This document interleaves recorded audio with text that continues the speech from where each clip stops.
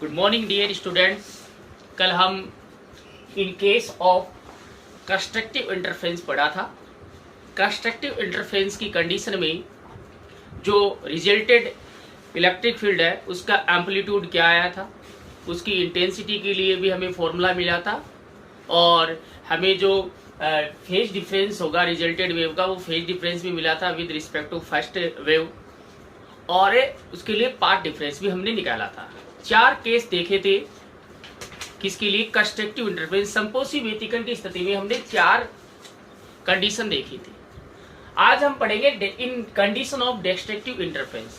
विनाशी व्यतिकरण की स्थिति में जो परिणामी जो विद्युत क्षेत्र होगा उसका आयाम क्या आएगा, उसकी तीव्रता क्या आएगी, परिणामी तरंगे का कलांतर क्या होगा और अध्यारोपी तरंगों के मध्य पथांतर क्या होगा। वो चारों कंडीशन है वो आज हम विनाशी व्यतिकरण की स्थिति में देखेंगे। सेम टू सेम वैसे ही करना है, बट यहाँ पर cos फाई की वैल्यू है वो चेंज हो जाती है। कैसे हो जाएगी वो हम देखते हैं।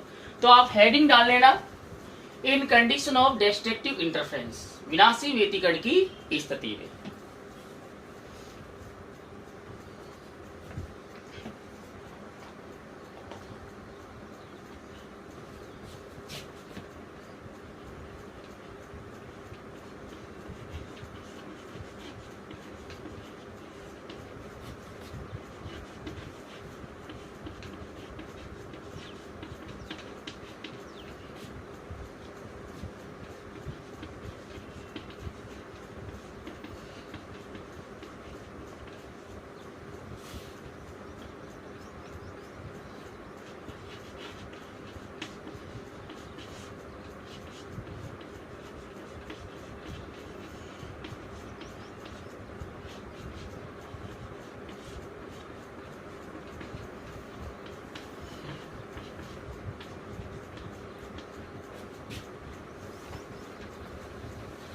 इन केस ऑफ डिस्ट्रक्टिव इंटरफेरेंस, या हम सीधे इसको लिख लेते हैं, इन दिस केस लिख लो, पूरा लिखने की जरूरत है, ठीक है ना। ऐसे लिख लो, इन दिस केस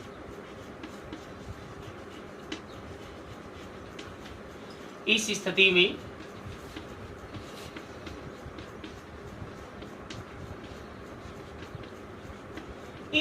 में क्या होगा। देखो, इस स्थिति में हमें पता है कि जो फेज डिफरेंस होता है बिटवीन द सुपरपोजेज वेव, जो अध्यारोपित जो तरंगे होती है उनके मध्य कलांतर क्या आया था, फेज डिफरेंस क्या आया था, वो आया था phi equal to 2na minus 1 into pi, ये आया था, ये फेज डिफरेंस आया था, यही था। और अगर हम वैल्यू रखें फाई बराबर, या हम कहें कि वेहर जहां n की वैल्यू हमने 1 से शुरू की थी, इसमें n इक्वल टू 1 2 3 4 5 ऐसे चलता जाएगा। इसका मतलब फाई की वैल्यू क्या आई थी, फाई की वैल्यू क्या होती है, पाई होती है, 3 पाई होती है, 5 पाई, 7 पाई, ऐसे चलती है। अगर दो सुपर इम्पोजेज वेव्स है उनके बीच में फेज डिफरेंस, अध्यारोपी तरंगों के मध्य कलांतर है वो 2n माइनस 1 इंटू पाई, ओके, n की वैल्यू ये रखते हैं तो पाई, 3 पाई, 5 पाई, 7 पाई। अगर ये फेज डिफरेंस होता है, ये कलांतर होता है अध्यारोपी तरंगों के मध्य, तो कौन सा व्यतिकरण होता है, विनाशी व्यतिकरण, डिस्ट्रक्टिव इंटरफेरेंस होता है, ठीक है ना। तो इस कंडीशन में अध्यारोपित तरंगों के मध्य कलांतर ये आएगा, ठीक है ना। अगर कलांतर ये है, संपोषी व्यतिकरण कंस्ट्रक्टिव इंटरफेरेंस में क्या था, 0 था, 2 पाई था, 4 पाई, 6 पाई ये था।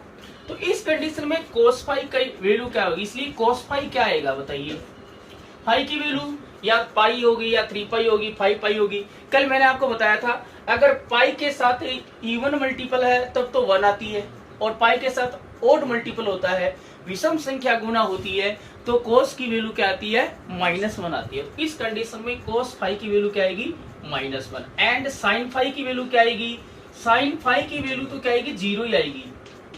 साइन चाहे पाई का इवन मल्टीपल हो चाहे ओड मल्टीपल हो, साइन की वैल्यू क्या आएगी, 0 ही आएगी, ठीक है ना। तो बस इसमें और उसमें कंस्ट्रक्टिव और डिस्ट्रक्टिव संपोषी विनाशी व्यतिकरण में यही है कि इसमें जो हमने फॉर्मूले देखे हैं उन फॉर्मूलों में cos फाई की जगह -1 रखना है। ठीक है, तो ये नोट कर लो।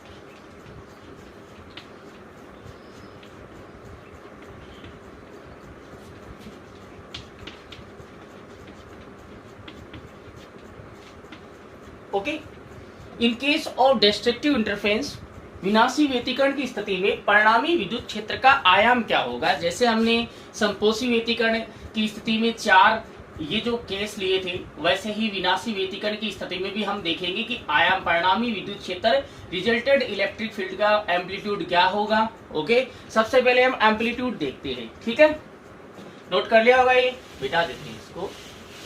देखिए एम्पलीट्यूड हमारे पास क्या आया था, रिजल्टेड जो इलेक्ट्रिक फील्ड है उसका एम्पलीट्यूड हमारे पास ये आया था, since E M is equal to हमारे पास क्या आया था, अंडर रूट ऑफ क्या आया था, ई एम वन है स्क्वायर प्लस है E M two square plus है 2 ई एम है 1 है E M two cos phi, ये आया था, ये आया था ना।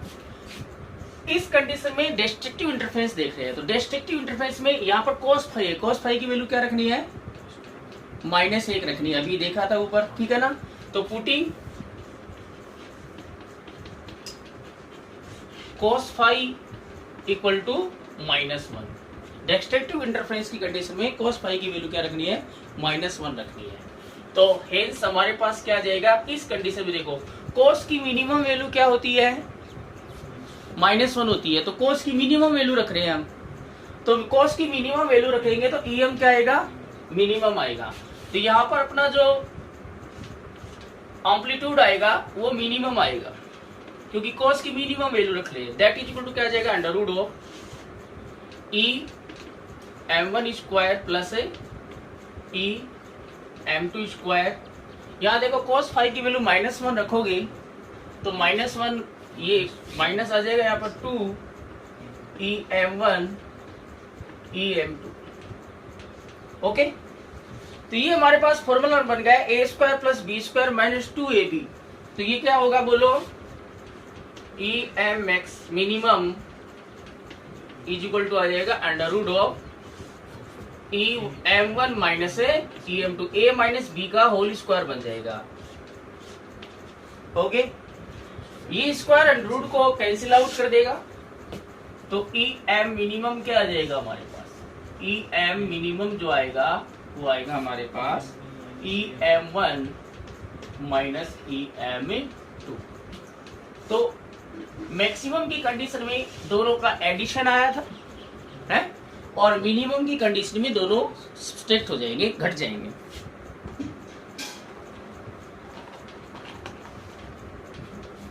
ओके, अब देखिए इफ यदि E M one is equal to E M two is equal to E naught, then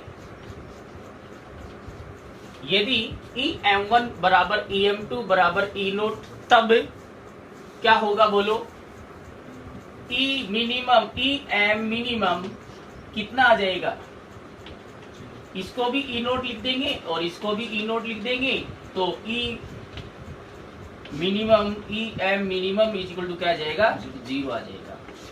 कहने का मतलब ये है कि जो सुपर इम्पोजेज वेव है, दो हमारे पास सुपर इम्पोजेज वेव होती है, दो वेव मिलती है इंटरफ्रेंस में, दो जो हमारे पास दो अध्यारोपी तरंगे हैं उनका आयाम अगर बराबर हो, उनका एम्पलीट्यूड इक्वल हो, तो जो रिजल्टेड वेव आएगी या रिजल्टेड इलेक्ट्रिक फील्ड आएगा उसका एम्पलीट्यूड क्या मिलेगा, 0 मिलेगा।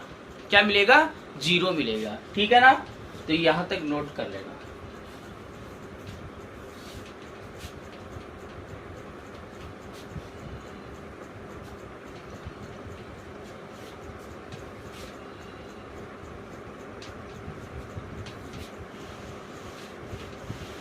इसको मिटा देते हैं। अब सेकंड केस देख लेते हैं, बी।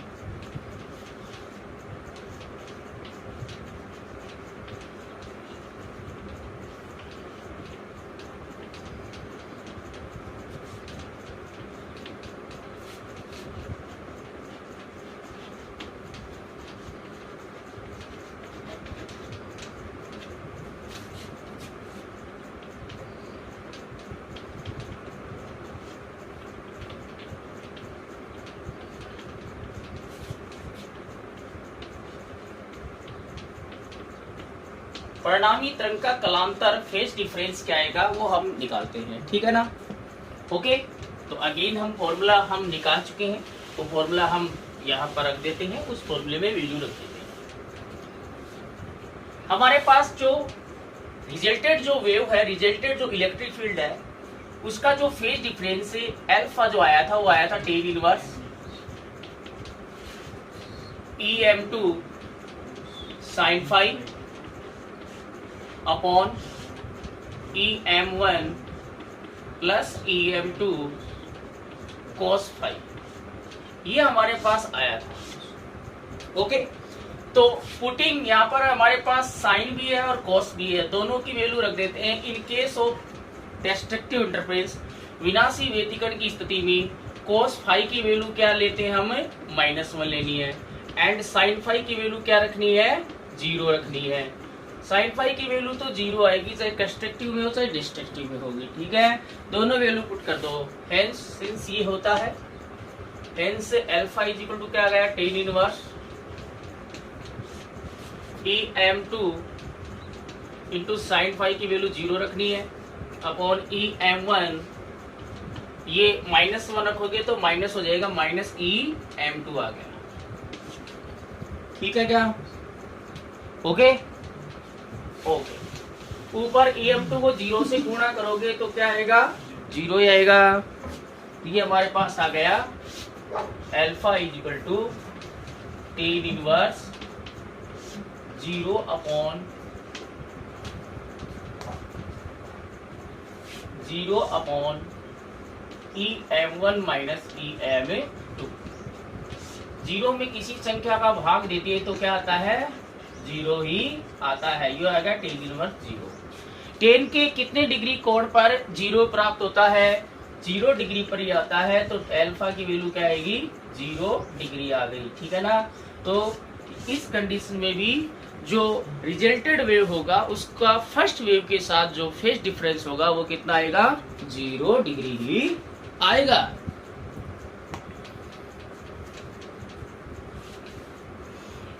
नोट कर लो इसको फटाफट।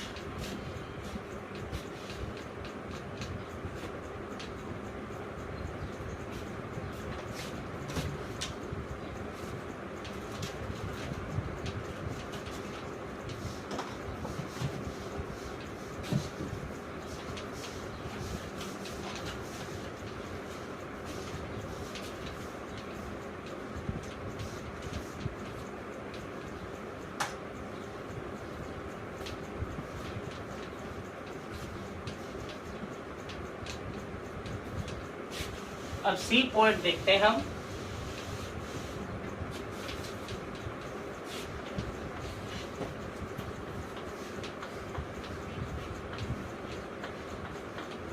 इंटेंसिटी ऑफ रिजल्टेड वेव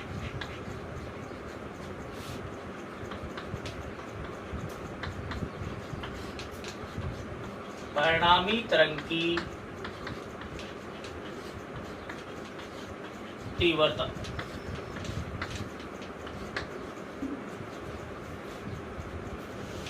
इसको मिटा देते हैं, ये नोट कर लिया होगा।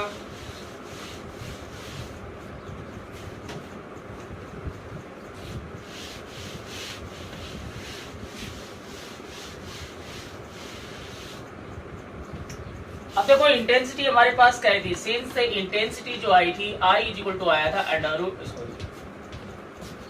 आई इज इक्वल टू हमारे पास आया था, क्या आया था, I1 plus I2 plus 2 root I1 root I2 cos phi. ये आई थी हमारे पास रिजल्टेड वेव की इंटेंसिटी। ओके, तो cos फाई आ रहा है, तो इस कंडीशन में cos फाई की वैल्यू क्या पुट करनी है, putting cos phi is equal to -1। ठीक है, तो हेंस यहाँ पर हम cos फाई की मिनिमम वैल्यू पुट कर रहे हैं, तो यहाँ पर इंटेंसिटी क्या आ जाएगी, मिनिमम आ जाएगी। तो दैट इज इक्वल टू आ जाएगा I1 प्लस I2, ये cos फाई की -1 वैल्यू है तो माइनस इधर आगे आ जाएगा under root of I1 under root of I2। ठीक है, इसको हम ऐसे लिख सकते हैं I मिनिमम, इसको हमने ऐसे लिख दिया अंडर रूट I1 का होल स्क्वायर लिख सकते हैं, प्लस इसको हम क्या लिख सकते हैं, अंडर रूट I2 का whole square -2 under root I1 under root I2। तो ये क्या बन जाएगा, under root I1 minus under root I2 का होल स्क्वायर बन जाएगा। तो I जो मिनिमम आएगा हमारे पास वो आ जाएगा under root of I1 minus under root of I2 का whole square. This is the formula which is used in a numerical. हम इस सूत्र को न्यूमेरिकल में काम में लेंगे। ओके, अगेन यहां से देखें, इफ यदि I1 बराबर I2 बराबर I0, अगर दोनों जो अध्यारोपित तरंगे हैं, दोनों सुपरइम्पोजेड वेव जो है उनकी इंटेंसिटी इक्वल हो, I1 I2 है वो सुपरपोजेड जो वेव है उनकी इंटेंसिटीज है, अध्यारोपित तरंगों की तीव्रताएं है, अगर बराबर हो तो I मिनिमम क्या आएगा,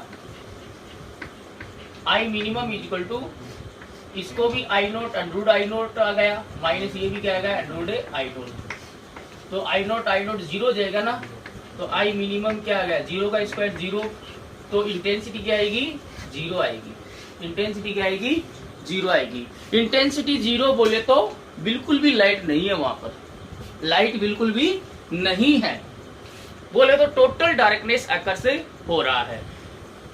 इन case of destructive interest, if the amplitude of the both superposed waves is equal, then the total darkness is occurs on the screen। अगर डिस्ट्रक्टिव इंटरफेरेंस, अगर हम विनाशी व्यतिकरण की बात करें, अगर दोनों अध्यारोपित तरंगों का आयाम या हम कहें तीव्रता बराबर हो तो हमें पर्दे पर क्या अंधकार नजर आएगा, अंधेरा छा जाएगा। बोले तो प्रकाश है, सिर्फ प्रकाश मिल रहा है, दो ऐसे प्रकाश तरंगे मिल रही हैं, और अगर वो मिल रही हैं और कंस्ट्रक्टिव नहीं डिस्ट्रक्टिव इंटरफेरेंस हो रहा, विनाशी व्यतिकरण उत्पन्न हो रहा है, तो दोनों जो प्रकाश मिलने से अंधेरा उत्पन्न हो जाता है। तो ये बोर्ड एग्जाम में क्वेश्चन आया हुआ भी है कि जब प्रकाश से प्रकाश मिलता है तो पूर्णतः अंधकार छा जाता है। ये कौन सी घटना है, तो ये विनाशी व्यतिकरण की घटना है। विनाशी व्यतिकरण में ही जब लाइट टू लाइट वेव है एक दूसरे से सुपर इम्पोज होती है या एक दूसरे पर मीट होती है तो टोटल डार्कनेस अकर्स हो जाता है। तो ये जो फिनोमेना है वो डिस्ट्रक्टिव इंटरफेस में ही होता है। डिस्ट्रक्टिव इंटरफेस में हम देखते हैं कि अगर intensity of the superposed waves are equal then total darkness is occurs. Okay,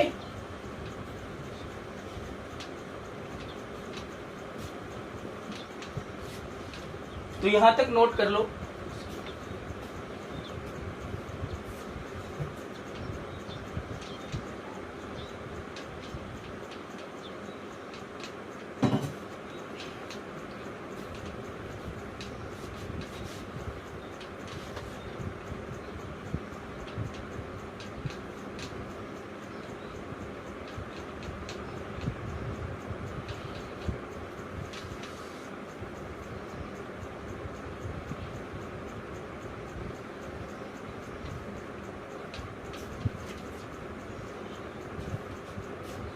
अब डबल स्टार लगाकर इसके नीचे पॉइंट लिखेंगे, डबल स्टार लगाकर पॉइंट लिखो।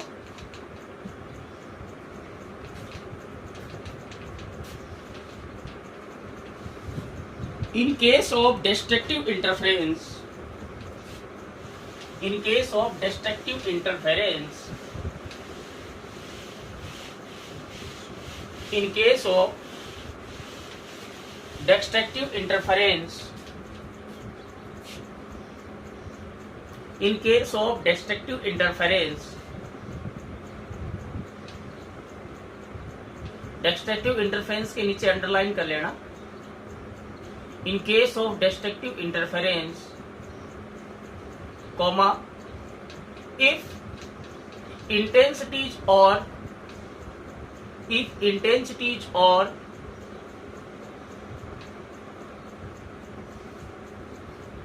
amplitudes of superposed wave, amplitudes of two superposed waves are equal,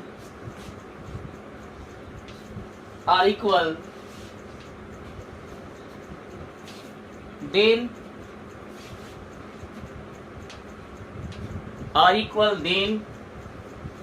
total darkness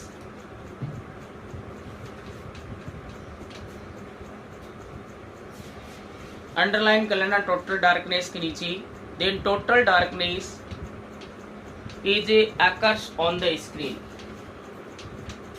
ठीक है, अगर डिस्ट्रक्टिव इंटरफेरेंस में दोनों जो सुपरपोज वेव्स है उनकी इंटेंसिटी या हम कहें कि एम्पलीट्यूड इक्वल होंगे, तो यहाँ पर आप देखो कि रिजल्टेड जो इंटेंसिटी वो जीरो आएगी, और जीरो इंटेंसिटी का मतलब यही है कि वहां पर लाइट नहीं है, लाइट की चमक नहीं है, मतलब लाइट ही नहीं है, वहां पर लाइट नहीं है। इसका मतलब क्या होगा, अंधेरा कायम रहेगा, गिलविस आ जाएगा, शक्तिमान को बुलाना पड़ेगा फिर।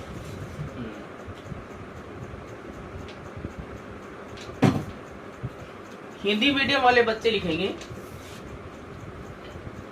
अतः विनाशी व्यतिकरण की स्थिति में, डबल स्टार लगाकर पॉइंट लिखोगे हिंदी मीडियम वाले बच्चे, अतः विनाशी व्यतिकरण की स्थिति में, अंडरलाइन कर लेना विनाशी व्यतिकरण की स्थिति के नीचे, अतः विनाशी व्यतिकरण की स्थिति में, कॉमा, यदि अध्यारोपित तरंगों की तीव्रताएं या आयाम, यदि अध्यारोपित तरंगों की तीव्रताएं या आयाम बराबर हो तो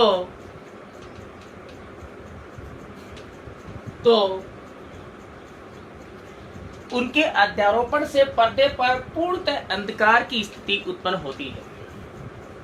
उनके अध्यारोपण से पर्दे पर पूर्णतः अंधकार, अंडरलाइन कर लेना पूर्णतः अंधकार के नीचे, पूर्णतः अंधकार की स्थिति उत्पन्न होती है। क्यों? क्योंकि यहाँ पर विनाशी व्यतिकरण में अगर तीव्रताएं बराबर होगी तो परिणामी तरंग जो होगी उसकी तीव्रता जीरो प्राप्त होगी, और तीव्रता जीरो का मतलब प्रकाश नहीं है, और प्रकाश नहीं है तो बिल्कुल अंधेरा होगा। तो यहाँ पर हमें दिख रहा है कि जब प्रकाश से प्रकाश मिल रहा है तो अंधेरा छा जाता है। तो आप फील करो कि प्रकाश से प्रकाश मिलता तो क्या अंधेरा हो सकता है? हम तो यही सोचते हैं कि प्रकाश से प्रकाश मिलेगा तो ज्यादा प्रकाश और होगा, लेकिन यहाँ पर क्या है, प्रकाश से प्रकाश मिलने से अंधेरा हो गया। मतलब कहने का मतलब दोनों प्रकाश जो आ रहे हो एक दूसरे को खा रहे हैं, और किस कंडीशन में खाएंगे, किस कंडीशन में एक दूसरे को कैंसिल आउट करते हैं, डिस्ट्रक्टिव इंटरफेरेंस की कंडीशन में करेंगे। ठीक है ना। तो इसका जो फोर्थ जो पॉइंट था वो क्या था, पाथ डिफरेंस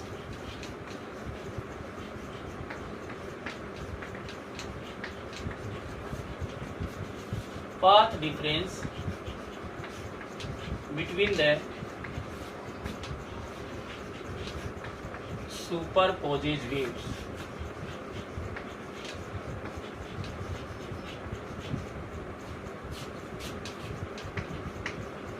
अध्यारोपित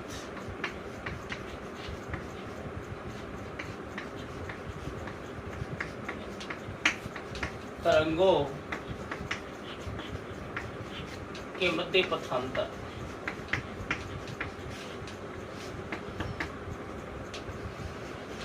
तो डिस्ट्रक्टिव इंटरफेरेंस की कंडीशन में कलांतर तो हमने देख लिया था विनाशी व्यतिकरण में जो अध्यारोपित तरंगों के मध्य कलांतर जो होता है वो 2n-1 पाई या पाई, 3 पाई, 5 पाई, 7 पाई ये होता है।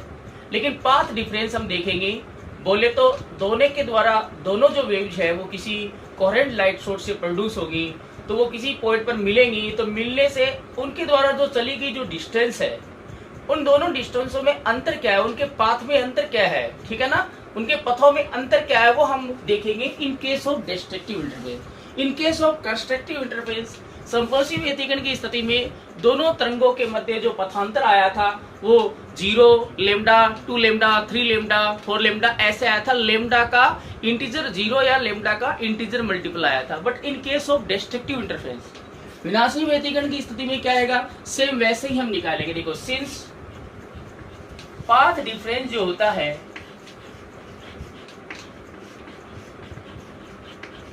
Path difference is equal to होता है क्या, lambda upon 2 pi into phase difference. ये कल हमने फॉर्मूला लिखा था। ओके, अगर हम पाथ डिफरेंस को डेलक्स से व्यक्त करें, हमने डेलक्स से लिया था उसमें, और कल अपने कंस्ट्रक्टिव में डेल लिखा था तो उसको डेलक्स कर लेना, ठीक है ना। क्या कर लोगे, डेलक्स कर लेना। कंस्ट्रक्टिव में हमने ओनली डेल लिखा था तो उसको डेलक्स आप कर लेना, ठीक है ना। तो पाथ डिफरेंस देखो, हमने जब हमने मैथमेटिकल एनालिसिस शुरू किया था तो हमने जो S1 और S2 से दोनों जो लाइट वेव जा रही थी पॉइंट P पर मिल रही थी, तो दोनों के बीच में पाथ डिफरेंस कितना था, दोनों के द्वारा डिस्टेंस टेबल की गई थी। हमने ये ऐसे डायग्राम बनाया था, एक यहाँ S1 था, यहाँ S2, ये पॉइंट P था, ये x डिस्टेंस टेबल कर रही थी x प्लस डेल एक्स, तो दोनों के बीच में पाथ डिफरेंस कितना था, डेल एक्स था। तो हम पाथ डिफरेंस को डेल एक्स से रिप्रेजेंट कर लेते हैं, तो कल वाले में भी आप डेल एक्स कर लेना।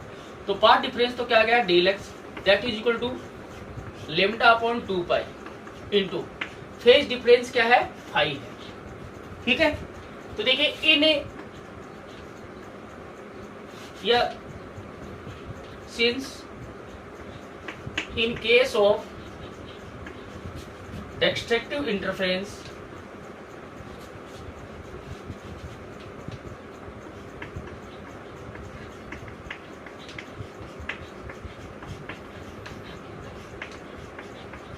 अगर हम डिस्ट्रक्टिव इंटरफेरेंस की बात करें विनाशी व्यतिकरण की स्थिति में, इसको इक्वेशन नंबर 1 दे देते हैं।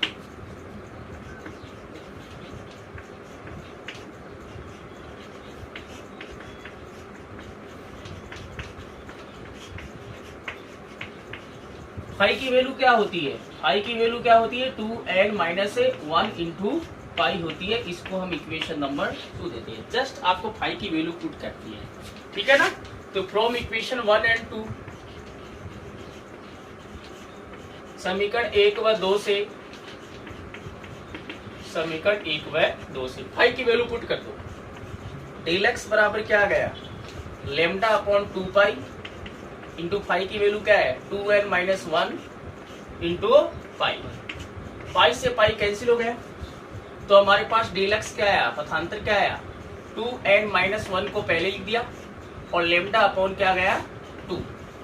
तो इन केस ऑफ डिस्ट्रक्टिव इंटरफेरेंस अपना जो पाथ डिफरेंस होगा वो इतना होगा, और ये आपको याद रखना है, आगे हम इसको यूज में लेंगे, ठीक है ना। अगर पाथ डिफरेंस इतना है तो कौन सा इंटरफेरेंस होगा, डिस्ट्रक्टिव इंटरफेरेंस होगा, विनाशी व्यतिकरण होगा। फेज डिफरेंस अगर दिया हो तो फेज डिफरेंस ये है तो डिस्ट्रक्टिव इंटरफेरेंस विनाशी व्यतिकरण। पाथ डिफरेंस ये है तो कौन सा इंटरफेरेंस होगा, डिस्ट्रक्टिव इंटरफेरेंस या विनाशी व्यतिकरण। देखो वेयर एन की जो वैल्यू होती है, एन की वैल्यू डिस्ट्रक्टिव इंटरफेरेंस में हम 1 से शुरू करते हैं, 1 2 3 4 5 6 ऐसे चलेगी। अगर ये वैल्यू इसमें पुट करते हैं तो देखिए एन की वैल्यू 1 पुट करो इसमें, तो 2 इंटू 1 2 हो गया, 2 माइनस 1 क्या हो गया 1, तो लेमडा अपॉन 2 आएगा। तो डेल एक्स की वैल्यू क्या आएगी, लेमडा अपॉन 2। अगर हम 2 पुट करते हैं तो 2 2 कितना हो गया 4, 4 माइनस 1 3, 3/2, तो क्या आ जाएगा 3/2 लेमडा। ओके ओके और नॉट ओके, या हम इसको ऐसे लिख देते हैं, 3 लेमडा बाई 2। अगर हम 3 पुट करते हैं तो 3 दूनी 6 माइनस 1 5 5 लेमडा बाई 2। आगे देखें तो 7 लेमडा बाई 2 ऐसे चलता जाएगा। तो इस कंडीशन में जो पाथ डिफरेंस होगा वो ये होगा। ओके, यहाँ पर देखा जाए तो पाथ डिफरेंस देखो सभी में lambda by 2 lambda by 2 lambda by 2 lambda by 2 है। यहाँ पर लेमडा बाई 2 किससे मल्टीप्लाई हो रहा है? 1 से। यहाँ लेमडा बाई 2 किससे मल्टीप्लाई हो रहा है? यहाँ। इसका मतलब लेमडा बाई 2 का क्या है, क्या चीज मल्टीप्लाई हो रही है? इवन हो रहा है कि ऑड? ऑड, तो ऑड इंटीजर मल्टीपल होगा लेमडा बाई 2 का। तो ये यहाँ तक नोट कर लेना। वहां पर आया था 0 आया था, लेमडा आया था, 2 लेमडा आया था। यहाँ पर क्या आएगा? Lambda by 2, 3 lambda by 2, 5 lambda by 2, 7 lambda by 2 ये आएगा। इसको मैं डायग्राम से भी समझाऊंगा आपको, जैसे मैंने आपको फेज डिफरेंस समझाया था। तो यहां तक नोट कर लो पहले।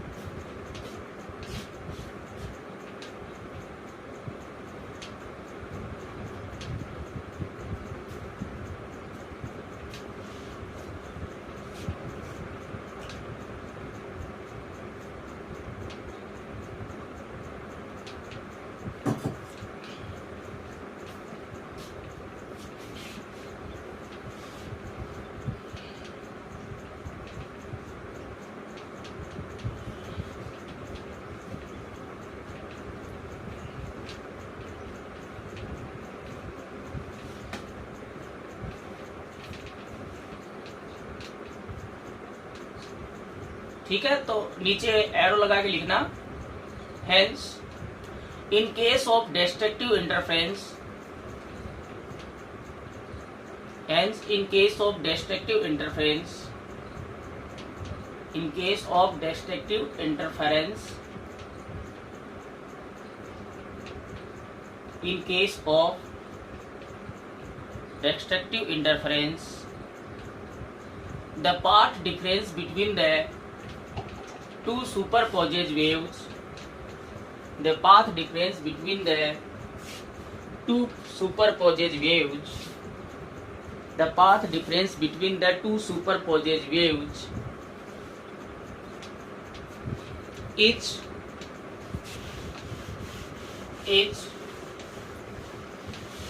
odd integer multiple of odd integer multiple of lambda by 2, lambda by 2, odd integer multiple of lambda by 2। यहाँ से आप देखो lambda by 2 से odd integer multiple हो रहा है, lambda by 2 से 1, lambda by 2 से 3, तो lambda by 2 का odd इंटीजर मल्टीपल होगा lambda by 2 से। odd जो इंटीजर है वो मल्टीप्लाई हो रहा है। हिंदी मीडियम वाले बच्चे लिखेंगे एरो लगाकर, आता है विनाशी व्यतिकरण की स्थिति में अध्यारोपित तरंगों के मध्य पथांतर, अध्यारोपित तरंगों के मध्य पथांतर, अध्यारोपित तरंगों के मध्य पथांतर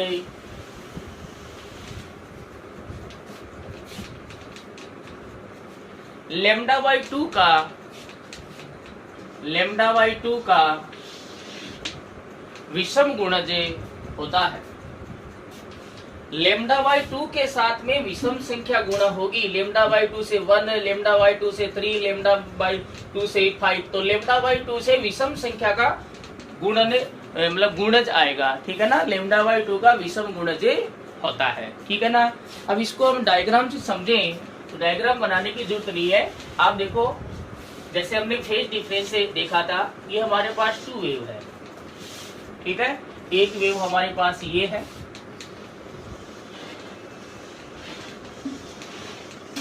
ठीक है, ये 0 है, ये पाई है, ये 2 पाई है, ये 3 पाई है, 4 पाई, 5 पाई, 6 पाई, 7 पाई। ठीक है, दूसरी हमारे पास ये वेव है,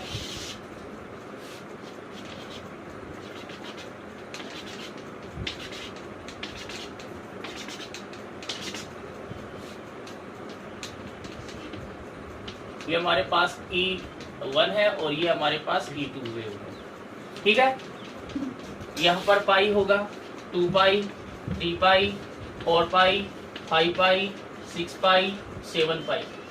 हमें पता है कि डिस्ट्रक्टिव इंटरफेरेंस में पाथ जो फेज डिफरेंस क्या होना चाहिए, पाई होना चाहिए, 3 पाई होना चाहिए। इसका मतलब पहली वाली वेव अगर 0 से शुरू हो रही है तो दूसरी वाली वेव जो फेज डिफरेंस पाई तभी होगा जब दूसरी वाली वेव कहाँ से शुरू हो, पाई से शुरू हो। तो दूसरी वाली वेव पाई से शुरू होगी ऐसे ही। तो देखिए इस कंडीशन में हमें पता है कि इसका जो ट्रॉट है वो इसके क्रिस्ट पर सुपर इम्पोज हो रहा है, तो ये डिस्ट्रक्टिव इंटरफेरेंस होगा। और इस केस में जो फेज डिफरेंस है पाई है वो कितना है, पाई है, ठीक है। ये पाई माइनस 0 करेंगे तो पाई आएगा। फेज डिफरेंस तो पाई है, पाथ डिफरेंस देखते हैं हम। पाथ डिफरेंस देखें तो हमें पता है कि ये जो पूरी जो वेव है इसकी जो लेंथ होती है वो कितनी होती है, लैम्डा इक्वल होती है, ओके। लेकिन हमें पता है कि ये तो यहाँ से शुरू हो रही है, बट ये दूसरी वाली है वो यहाँ से शुरू हो रही है, तो ये डिस्टेंस क्या होगी, ये लैम्डा है तो आधा कितना हो जाएगा, लैम्डा बाई 2। तो ये 0 से शुरू हो रही है और ये लैम्डा बाई 2 आगे से शुरू हो रही है, तो दोनों में पाथ डिफरेंस कितना आएगा, लैम्डा बाई 2। लैम्डा बाई 2 है ना। अगर मान लो इनके बीच में अगर फेज डिफरेंस कितना हो, 3 पाई हो, कितना हो, 3 पाई हो, कितना हो, 3 पाई। तो इसका मतलब दूसरी वेव कहां से शुरू होगी, 3 पाई से शुरू होगी। कहां से शुरू होगी, 3 पाई से। तो 3 पाई ये है ना, तो 3 पाई से अगर शुरू होगी तो 3 पाई माइनस 0 फेज डिफरेंस कितना है, 3 पाई। इस कंडीशन में भी आप देखो इसका जो क्रिस्ट है वो इसके ट्रोट पर, इसका स्ट्रिंग इसके गर्त पर, तो इसका मतलब ये क्या है, डिस्ट्रक्टिव विनाशी व्यतिकरण है। इस कंडीशन में हम देखते हैं कि ये डिस्टेंस कितनी होगी, ये जो डिस्टेंस होगी वही क्या होगा, पाथ डिफरेंस होगा। तो ये तो लैम्डा बाई 2 हो गया, बट ये देखो यहाँ से देखो, ये यहाँ से यहाँ तक ये पूरी वेव नहीं आ गई क्या, या आप इसको छोड़ो, चलो इसको देख लेते हैं। ये पूरी वेव हो गई ना यहाँ से यहाँ तक, तो ये तो लैम्डा हो गया, ओके।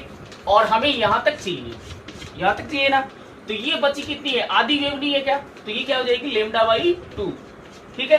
तो लैम्डा प्लस लैम्डा बाई 2, ये टोटल डिस्टेंस कितनी हो जाएगी, 3 लैम्डा बाई 2 होगी। तो अगर मान लो 3 पाई है तो क्या हो जाएगी, 3 लैम्डा बाई 2। अगर फेज डिफरेंस 5 पाई है तो क्या हो जाएगा, 5 लैम्डा बाई 2 हो जाएगा। अगर 7 पाई है तो 7 लैम्डा बाई 2 हो जाएगा, ठीक है ना। तो आपको पाथ डिफरेंस आप यहाँ से पता लगा सकते हो, देख सकते हो, ठीक है ना, ओके।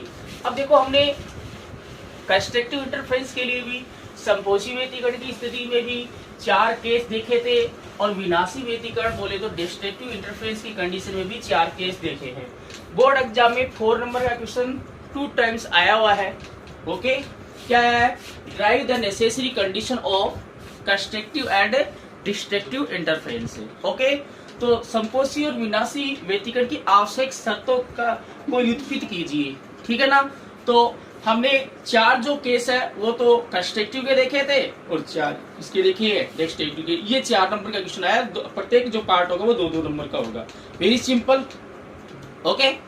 तो बस यही उनके आयाम, तीव्रता, कलांतर, ये पाथ डिफरेंस जो है, इनके ही जो फॉर्मूले हैं वही हमें ड्राइव करने हैं, ओके।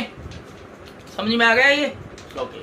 अब देखिए इसके लिए हम ग्राफ बनाएंगे, वेरी वेरी इंपॉर्टेंट ग्राफ है। ये ग्राफ पूछते हैं बोर्ड एग्जाम में, बहुत बार पूछा गया है। इंटरफेरेंस आता है तो उसके साथ ये ग्राफ भी आता है। इंटेंसिटी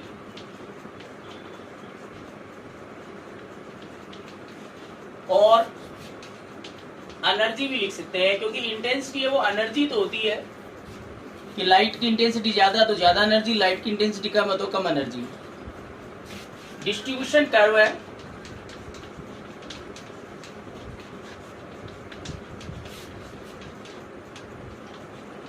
इन इंटरफेरेंस,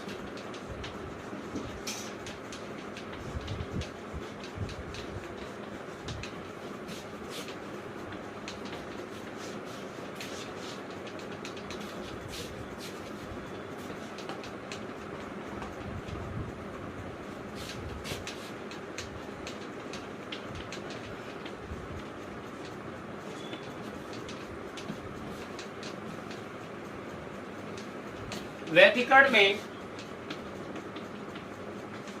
तीव्रता या ऊर्जा वितरण ग्राफ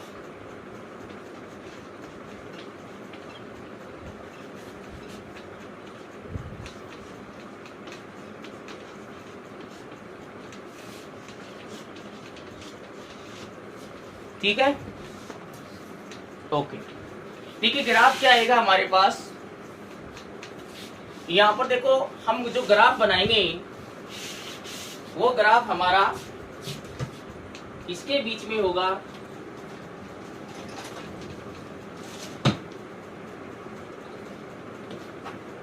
हम एक्स एक्स पर क्या लेंगे ग्राफ, जब भी हम ग्राफ ड्रॉ करते हैं तो एक्स एक्स और वाई एक्स पर हमें क्वांटिटी लेनी पड़ेगी। तो एक्स एक्स पर देखो हम क्या ले लेते हैं, एक्स एक्स पर हम ले लेते हैं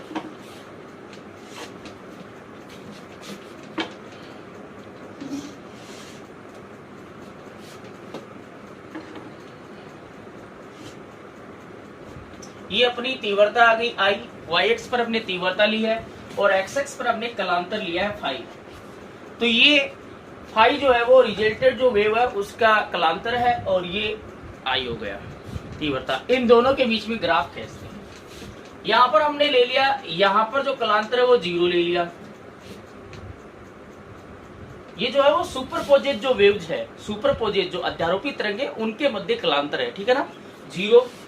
इधर हमने क्या ले लिया पाई, ये इधर इतनी डिस्टेंस में 2 पाई हो गया, ये 3 पाई हो गया, ये 4 पाई हो गया, ठीक है, और ये हो गया माइनस पाई, ये -2 पाई, इधर माइनस में चलेंगे, इधर -3 पाई,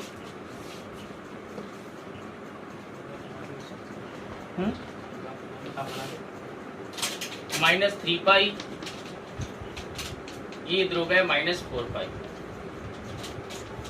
ओके, अब देखो हमें पता है कि यहाँ पर देखो इंटेंसिटी कर्व है, यहाँ पर इंटेंसिटी क्या होगी 0 होगी, मिनिमम होगी, और मिनिमम इंटेंसिटी जो आई है तो इस लाइन पर जो इंटेंसिटी वो मिनिमम होगी, या तो 0 लिखो, या मिनिमम जो इंटेंसिटी हमारे पास आई थी, आई मिनिमम आया था square of √i1 minus √i2 का होल स्क्वायर, ये आया था। और मैक्सिमम इंटेंसिटी क्या आई थी, हम कंसीडर कर लेते हैं कि यहां पर इतनी डिस्टेंस पर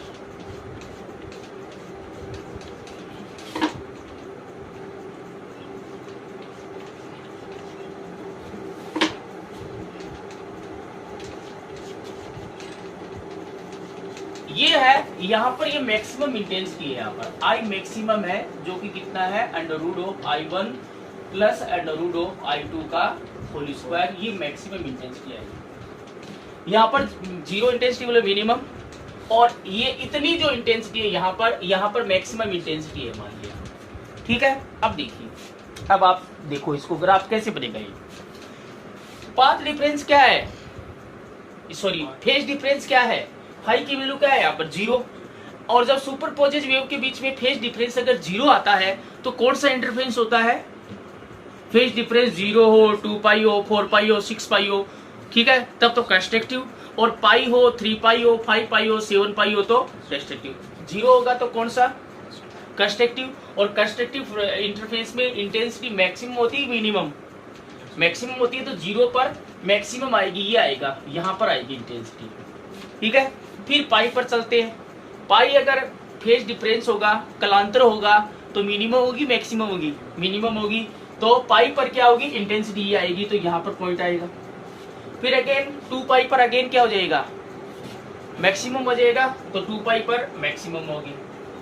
3 पाई पर अगेन क्या हो जाएगी मिनिमम, 4 पाई पर अगेन है मैक्सिमम। इसी प्रकार पाई पर क्या होगी मिनिमम, 2 पाई पर है मैक्सिमम, मिनिमम, मैक्सिमम। इन पॉइंट को मिलाएंगे तो ऐसे आपको वक्र के रूप में बनाना है। इन पॉइंट को अगर मिला दें तो ऐसे आपको वक्र मिलेगा।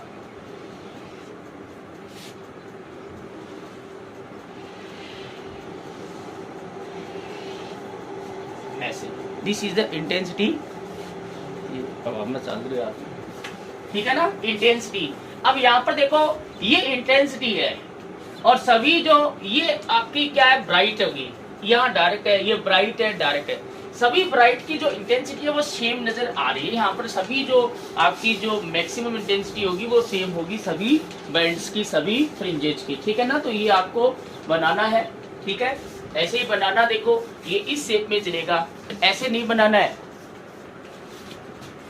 देखो इधर देखो, ऐसे नहीं बनाओगे, ऐसे नहीं बनाना है इसको, कभी आप ऐसे बना दो, ऐसे नहीं बनाना। This is dog. जैसे ये बनाया ऊपर से शेप, देखो ऊपर से जो शेप है, ये जो आपका उभरा हुआ भाग है और ये जो गड्ढा है वो दोनों सेम शेप के है, ठीक है ना।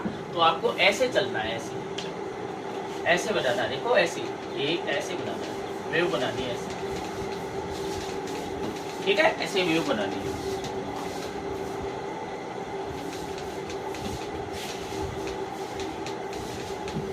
इसको आप बना लो।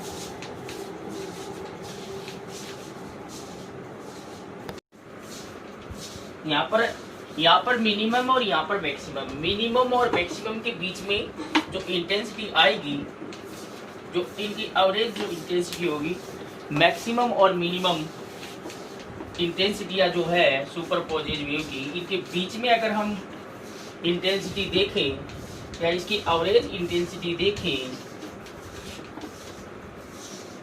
इनके जो मिड में आएगी वो क्या आएगी, I1 प्लस I2 आएगी।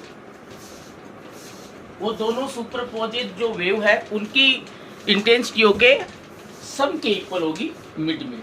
आप देख भी सकते हो इसको, देखें तो देखिए इस फॉर्मूले को अगर हम बढ़ाते हैं, इस फॉर्मूले को, जैसे I मैक्सिमम है, इसका होल स्क्वायर खोल दो, क्या आएगा, I1 plus I2 plus 2 root I1 है I2, ठीक है। और इसका होल स्क्वायर खोले तो I मिनिमम क्या आएगा, बोलो, इसका रूट खोलेंगे तो I1 प्लस है I2 माइनस 2 रूट I1 है I2 आ जाएगा ना। इसका मतलब देखो मैक्सिमम जो इंटेंसिटी है, मैक्सिमम इंटेंसिटी वो दोनों वेव के इंटेंसिटी के एडिशन से कितना ज्यादा है, 2 रूट I1 रूट I2 ज्यादा है, बोले तो इस दोनों के एडिशन से इतना ज्यादा हो। और ये जो इंटेंसिटी है यहाँ से यहाँ तक वो कितनी है, 2 रूट I1 I2, ओके। और मिनिमम इंटेंसिटी है उसमें से घट रही है, इसका मतलब मिनिमम इंटेंसिटी है वो दोनों सुपरपोजिट जो वेव है उनकी इंटेंसिटियों के एडिशन से इतना कम है। इन दोनों जो तरंगों के जो तीव्रताएं है उनके योग से इतना क्या है, कम है, ठीक है ना, ओके।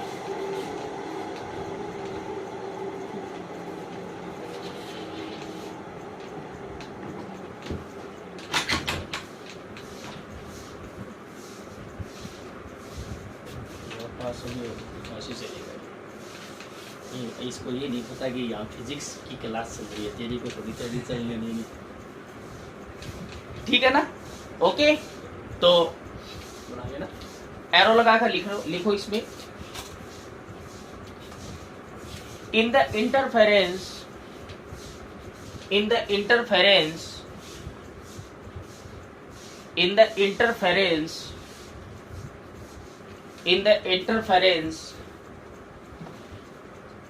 मैक्सिमम इंटेंसिटी कॉस्ट में लिखना I मैक्सिमम, कॉस्ट में क्या लिखोगे, I maximum. In the interference maximum intensity cost में लिखना I maximum is 2 root I1 root I2 is 2 root I1 into root I2 more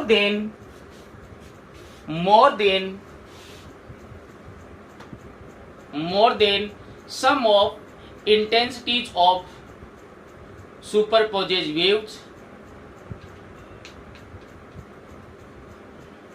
sum of intensities of superposed waves and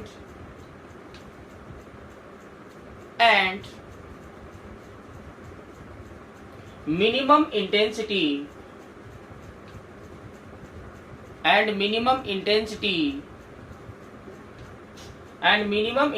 cost मिल गया I minimum, cost में लिखोगे I minimum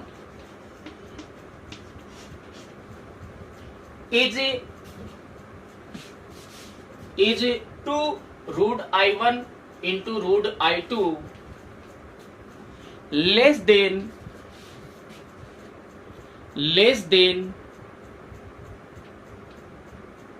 sum of superposed wave sum of intensities of superposed waves. आगे note करो. So the energy or intensity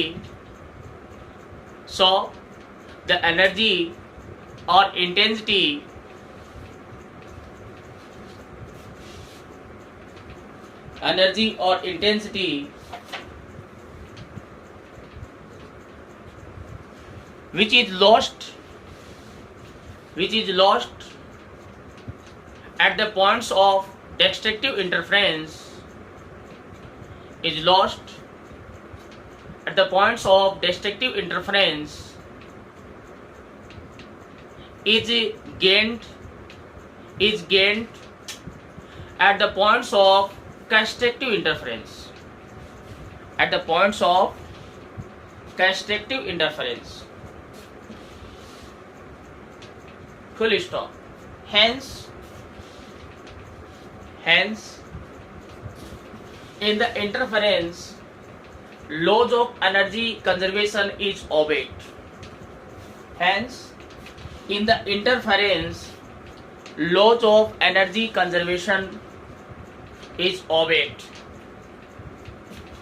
full stop.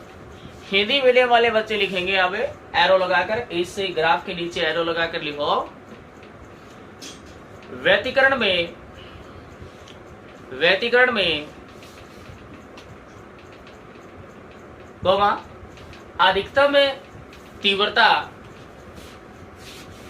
अधिकतम तीव्रता cost में लेना आई मैक्सिमम. कॉस्ट में क्या लिखोगे? I maximum. अधिकतम तीव्रता कॉस्ट में लेना आई मैक्सिमम. अध्यारोपित तरंगों की तीव्रताओं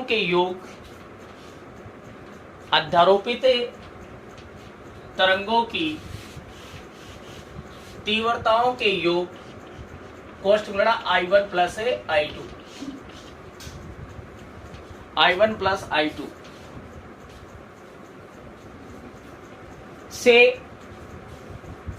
से 2 रूट I1 रूट I2 अधिक होती है. से 2 रूट I1 रूट I2 अधिक होती है तथा न्यूनतम तीव्रता कॉस्ट में लिखना आई मिनिमम. तथा न्यूनतम तीव्रता अध्यारोपित तरंगों की तीव्रताओं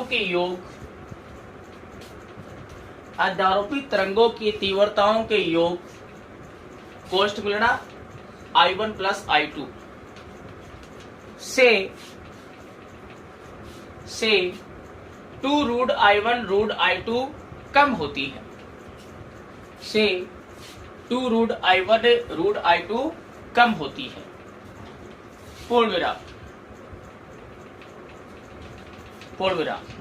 लिखो. अतः व्यतिकरण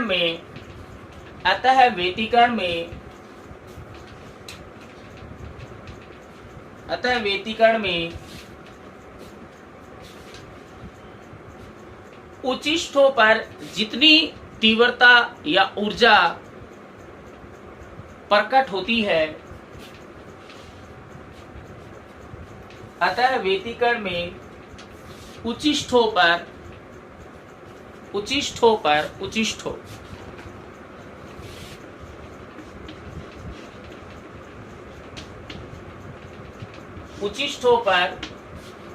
जितनी तीव्रता या ऊर्जा प्रकट होती है उतनी ही तीव्रता या ऊर्जा निम्निष्ठों पर विलुप्त हो जाती है.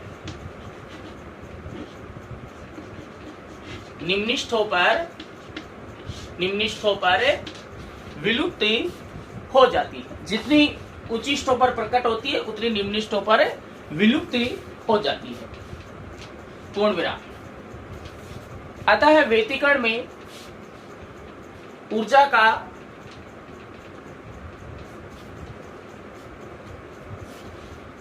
पुनर्वितरण होता है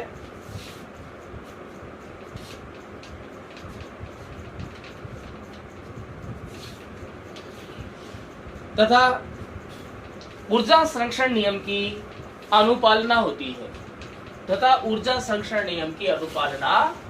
है ठीक है। अब इसको समझते हैं हम क्या लिखवाया है। यहां पर आप देखो, जो उच्चिष्ट है, जो मैक्सिमम इंटेंसिटी उसको उच्चिष्ट बोल लेते हैं, जो मिनिमम इंटेंसिटी उसको निम्निष्ठ बोलते हैं। निम्निष्ठ बोले तो निम्नतम तीव्रता, उच्चिष्ट बोले तो उच्चतम तीव्रता। हमने बीच में एक लाइन, डॉटेड लाइन खींची है, वहां पर तीव्रता कितनी है, दोनों अध्यारोपित, दोनों सुपरपोजेज वेव की जो इंटेंसिटी है उनके सम के इक्वल इंटेंसिटी है। ठीक है। यहाँ पर आप देखो, जो मैक्सिमम जो तीव्रता है, जो अधिकतम तीव्रता है, जो मैक्सिमम इंटेंसिटी है, वो इसको ड्राइव करेंगे तो I1 plus I1 plus I2 plus 2 root I1 I2। तो देखिए, दोनों जो सुपरपोजेज वेव है, दोनों जो अध्यारोपित तरंगे हैं, उनकी तीव्रता से कितना ज्यादा है, ये इतना ज्यादा नहीं है क्या? ठीक है ना। तो मैंने ये लिखवाया है कि जो अधिकतम तीव्रता है, मैक्सिमम इंटेंसिटी जो है, वो क्या होती है, दोनों जो सुपरपोजेज वेव है उनकी तीव्रताओं के, उनके इंटेंसिटी के योग से कितना ज्यादा है, 2 रूट इतना ज्यादा है। ओके। लेकिन जो मिनिमम इंटेंसिटी है, जो न्यूनतम तीव्रता है, न्यूनतम तीव्रता है, वो क्या है, इसमें से ये घट रहा है, तो इन दोनों के एडिशन से इतना कम है। इसका मतलब है उच्चिष्ठों पर, यहाँ पर ये उच्चिष्ठ हो गया, निम्निष्ठ हो गया, ये मैक्सिमम हो गया है, मिनिमम हो गया। यहाँ पर इतनी इंटेंसिटी इंक्रीज हो रही है, बढ़ रही है ना, अरे बढ़ रही है ना। और यहाँ पर इतनी एनर्जी या इतनी इंटेंसिटी क्या हो रही है, डिक्रीज हो रही है। तो जितनी इंटेंसिटी यहाँ पर या कंस्ट्रक्टिव इंटरफेरेंस की कंडीशन में है, तो जितनी एनर्जी या इंटेंसिटी कंस्ट्रक्टिव इंटरफेरेंस की कंडीशन में इंक्रीज हो रही है, उतनी ही इंटेंसिटी और एनर्जी डिस्ट्रक्टिव इंटरफेरेंस में क्या हो रही है, घट रही है। घट रही कि नहीं घट रही? इसका मतलब क्या है कि जो इंटरफेरेंस होता है उसमें एनर्जी जो है वो न तो क्रिएट हो रही है न लॉस्ट हो रही है। एनर्जी क्या है, ट्रांसफर हो रही है, एनर्जी का रीडिस्ट्रीब्यूशन हो रहा है, पुनर्वितरण हो रहा है, वो maximum to minimum, minimum to maximum. अगर एक टाइम में अगर इंक्रीज होगी तो दूसरे टाइम उतनी डिक्रीज हो जाती है। ठीक है ना। तो इंटरफेरेंस में एनर्जी क्या रहती है, कंजर्व रहती है, न तो इंक्रीज हो रही है न डिस्ट्रॉय हो रही है, न तो क्रिएट हो रही है न डिस्ट्रॉय हो रही है। एनर्जी कंजर्व रहेगी, क्योंकि जितनी एनर्जी है वो मैक्सिमा कंस्ट्रक्टिव इंटरफेरेंस की कंडीशन में इंक्रीज हो रही है, उतनी ही एनर्जी है वो डिस्ट्रक्टिव इंटरफेरेंस के कंडीशन में क्या हो रही है, विलुप्त हो रही है। जितनी एनर्जी, जितनी इंटेंसिटी है वो सपोसिव व्यतिकरण में प्रकट हो रही है, उतनी एनर्जी और इंटेंसिटी डिस्ट्रक्टिव इंटरफेरेंस में या विनाशी व्यतिकरण में क्या हो रही है, विलुप्त हो रही है। आप देखो, इसमें इतनी बढ़ रही है और इसमें इतनी घट गई, जितनी इसमें बढ़ी थी इसमें इतनी घट गई ना। तो इंटेंसिटी है, एनर्जी है, वो इंक्रीज नहीं हो रही है। ठीक है ना। जितनी बढ़ रही है उतनी घट जाती है अगले टाइम पे। तो इंटेंसिटी है वो रिमेन कांस्टेंट रहेगी, एनर्जी कंजर्वेशन लॉ ओबेड होगा। ठीक है ना। तो आप यहाँ तक इसको कह लेना। ओके। तो बाकी हम कल पढ़ेंगे। Thank you.